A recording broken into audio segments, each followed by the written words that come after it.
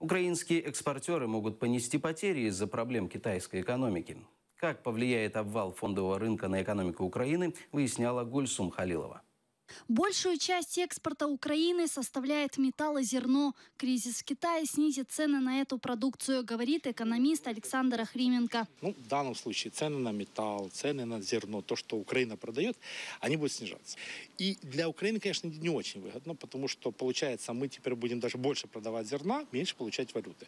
На зерновом рынке уже ощутили снижение цен. В прошлом году от экспорта Украина получила 54 миллиарда долларов.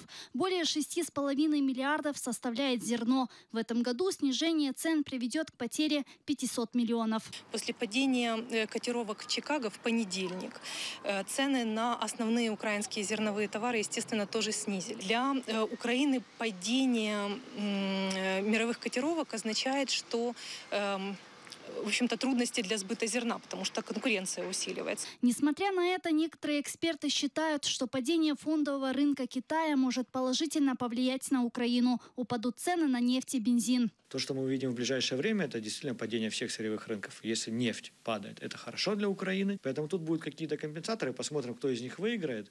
Но в целом это тренд, который показывает, что развивающиеся рынки отходят на второй план. Украинская валюта пока держится стабильно. Эксперты уверяют, что ей падать уже некуда. Гривна так сильно до этого упала, что, собственно говоря, дальше падать ей особо и некуда. У нас было опережающее падение. Мы упали и ждали все, когда к нам упадут. Четких выводов о влиянии китайского кризиса на Украину пока никто не делает. Все зависит от того, что будет падать быстрее. Цены на энергоносители или на экспорт продукции. Гульсум Халилова, Ислам Пинка, Олег Козыкин, Заман, АТР.